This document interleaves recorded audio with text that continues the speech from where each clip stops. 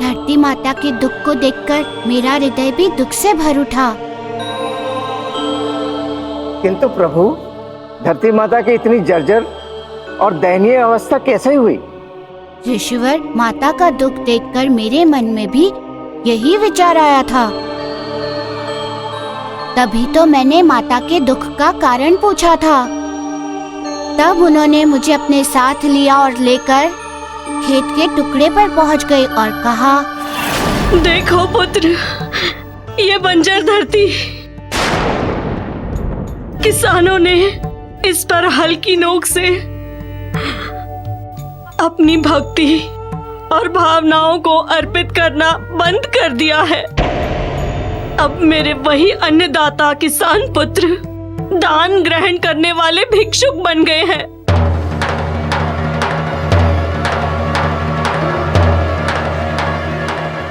परिश्रम के भय से अब वो परिश्रम करना ही नहीं चाहते, बिना परिश्रम के फल पाना चाहते हैं।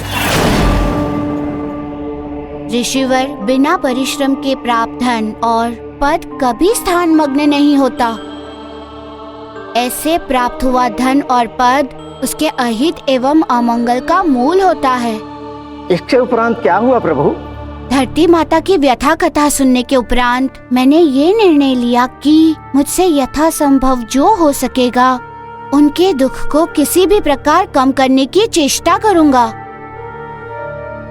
इसीलिए मैंने उनसे विनती की कि वे मुझे अपने पुत्रों के पास ले चलें, ताकि मैं उनकी स्थिति अथवा वहाँ की वस्तु की स्थिति देख सकूं।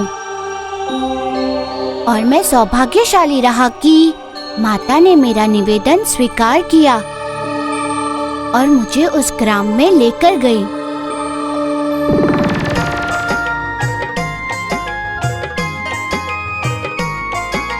नाम हनुमान बलवान बाल भगवान, महिमा अनंत जाको सृष्टि गुण गायो है।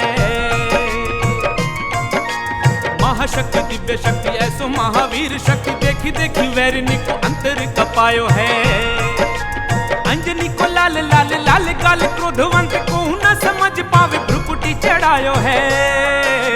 बाल हनुमान महाकाल भगवान धाय, वैरिणी के अंत है तू गदा को उठायो है। वैरिणी के अंत है तू गदा को उठायो है। वैरिणी के अंत है तू गदा को उठायो है।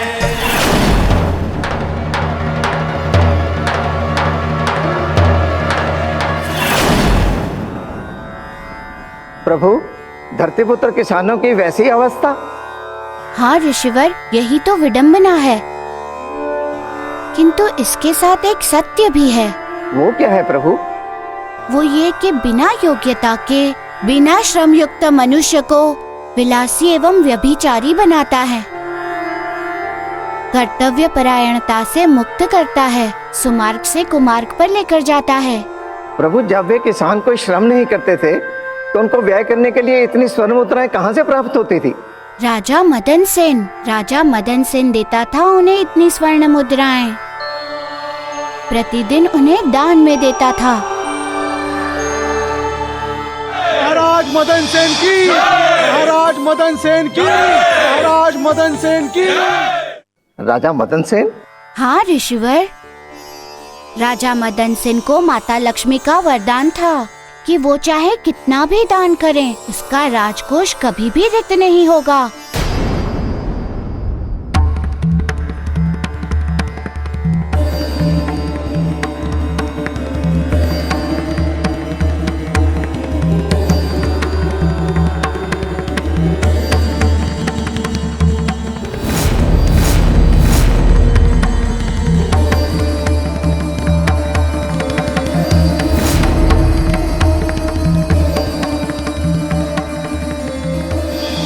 बगिया में पंछी फिर गाएंगे, खेतों में फिर हल चलेंगे, धरती के आंचल में फिर से फसल लहलहाएगी और फिर हलों की पूजा होगी। माता, मैं कारण जानना चाहता हूँ। किस बात का? आपकी इस प्रसन्नता का। आज आप बहुत प्रसन्नचित हैं। क्या कारण है? कारण मेरे संकटों के अंत का विश्वास। संकटों के अंत का विश्वास? हाँ पुत्र, अब मुझे पूर्ण विश्वास हो चुका है कि तुम मेरे संकटों को दूर करोगे। वो कैसे माता? तेरे भीतर अपने माता पिता के लिए वो प्रेम व आदर देखकर मेरी आत्मा कह रही है कि बंजर हो चुकी मेरी छाती पर अब प्रसन्नता के अंकुर अवश्य फूटेंगे।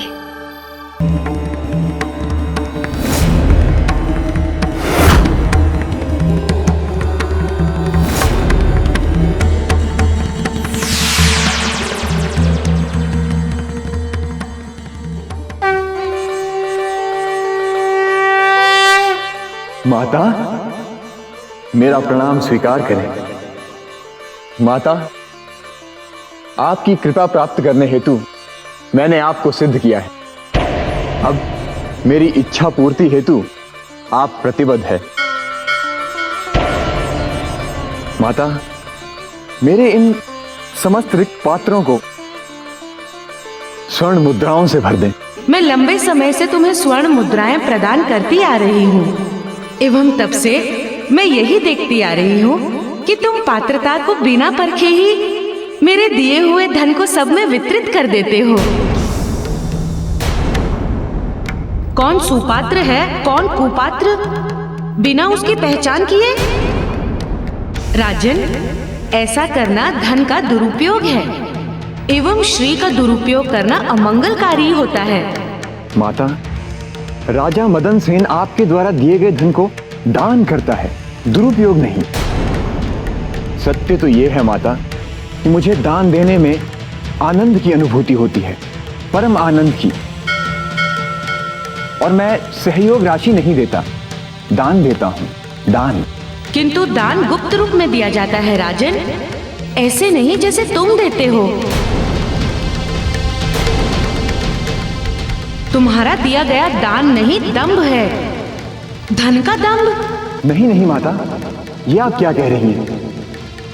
आप उस अनुभूति का अनुभव नहीं कर सकती जो मैं करता हूं। सत्य तो यह है माता, क्या आप जानती हैं, जब मैं वो स्वर्ण मुद्राएं प्रजा में उछालता हूं और जिस तरह से प्रजा दौड़ते हुए उसे चुनने लगती है और मेरी जय जयकार करती है। महाराज मदन सेन की, महाराज मदन सेन की। मेरा हृदय गर्व से हिमालय से भी ऊंचा हो जाता है। इसलिए वो दानवीर कहलाने के लिए प्रतिदिन अपना संपूर्ण राजकोष दान किया करता था तथा पुनः रात्रि माता लक्ष्मी के वरदान के कारण उसका राजकोष भर जाता था।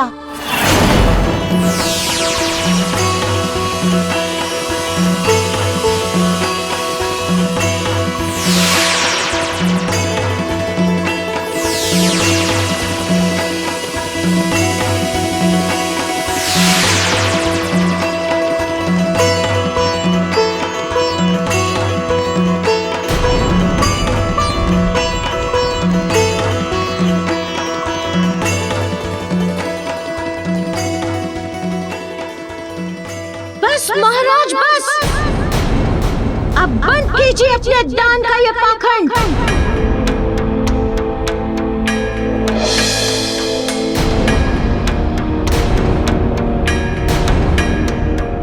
कौन हो तुम? यहाँ कैसे आए? किस प्रयोजन से आए? आपको दान का अर्थ बताने आया हूँ। मुझे दान का अर्थ तुम मुझे बताओगे? एक वानर बालक मुझे दान का अर्थ बताएगा? हाँ महाराज, कारण आपको दान का अर्थ नहीं ज्ञात है कि दान का सच्चा अर्थ क्या होता है। ए मूर्ख वानर बालक, इस प्रकार की निरर्थक बातें मत करो। तुम मुझे जानते नहीं हो मैं कौन हूँ। जानता हूँ। नहीं, तू नहीं जानता।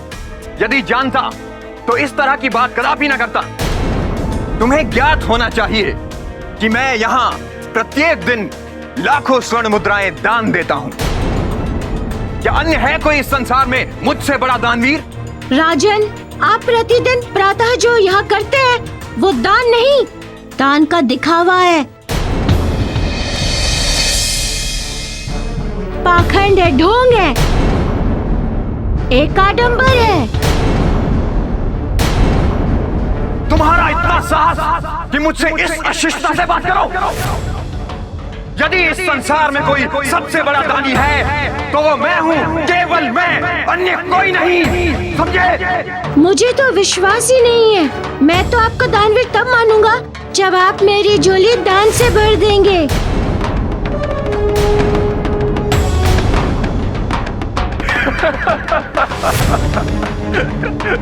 बस इतनी सी तुच्छ बात। अरे वानर, तुम्हारी झोली क्या, यदि मैं चाहूं तो तुम्हें स्वर्ण से तोल सकता हूं, स्वर्ण से।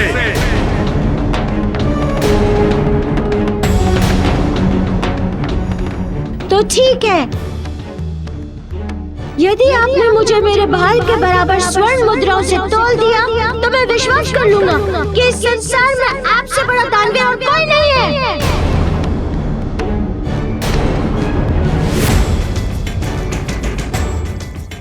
किंतु मेरी एक चुनौती है।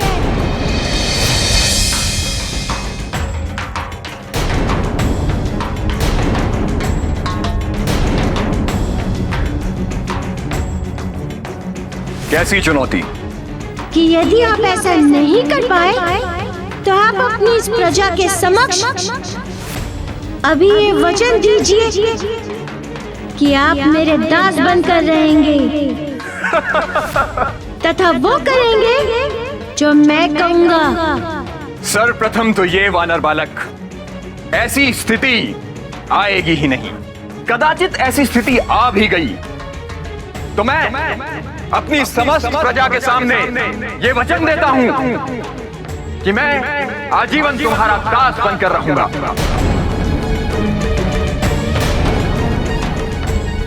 और जैसा तुम कहोगे वैसा ही मैं करूंगा। तो मैं अपनी समस्त प्रजा के सामने ये वचन देता हूं कि मैं आजीवन तुम्हारा दास बनकर रहूंगा। किंतु दान के दंभ में वो श्रम एवं योग्यता के महत्व को भूल गया था। वो भूल गया था कि वो अपने दान देने के मोह में वो इस संसार का हित नहीं अभी तो अहित कर रहा है, लोगों को अपकर्मणी बना रहा है तथा साथ ही साथ पाप का भागीदार भी बन रहा है। सोच क्या रहे हो बंधुओं? समझ लो, हमारे आनंद के दिन समाप्त हो गए। यदि इस वानर बालक ने हमारे राजा को अपनी चुनौती की कसौटी पर परास्त कर दिया तो हमारे राजा उसके दास हो जाएंगे और दान बंद हो जाएगा। और जब दान ही नहीं मिलेगा तो कहाँ से आएगी सूरा और कहाँ से आएगी सुंदरी? फिर तो हमें खेतों में काम करना पड़ेगा, हल चलाना पड़ेगा, धूल मिट्टी में सनना पड़ेगा। अरे नहीं नहीं भैया, आप सब लोग तो जानते हैं कि हमें खेती से क्या प्राप्त हुआ है। ना सुरा, ना सुंदरी, ना रूपसी, ना नृत्य मिलता है। मिलती है तो बस केवल 2 जून की रोटी, और वो भी सूखी। छी, नहीं नहीं, ये मुझसे बर्दाश्त नहीं होगा। तो फिर तुम क्या करोगे भाई, और क्या करने की सोच रहे हो? मैं सोच नहीं रहा हूँ, मैंने सोच लिया है। हाँ, प्रातः काल होने से पहले हम सब लोग उस वानर को यहाँ से भगा देंगे। ना वो वानर यहाँ रहेगा और ना वो राजा के पास दान मांगने जाएगा। उसके भागने से क्या होगा और उसे भगाने से हमें क्या प्राप्त होगा? वो यहाँ है तो हमें पीड़ा पहुँचा रहा है, और वो कहीं और जाएगा तो दूसरों को पीड़ा पहुँचाएगा। तो क्या? मैं तो कहता हूँ उस वानर बालक को ढूंढकर मार डालते हैं। प्रभु, ये कथा लोभ, मोह और अज्ञान को हरने वाली है। ऋषिवर, अब आगे ये कथा यहीं समाप्त होती है। आगे की कथा मैं कल कहूँगा। जैसी आपकी इच्छा प्रभु। प्रणाम प्रभु।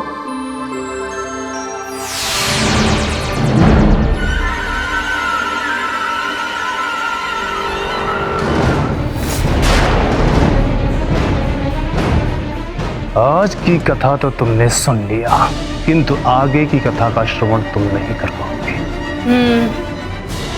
सत्य।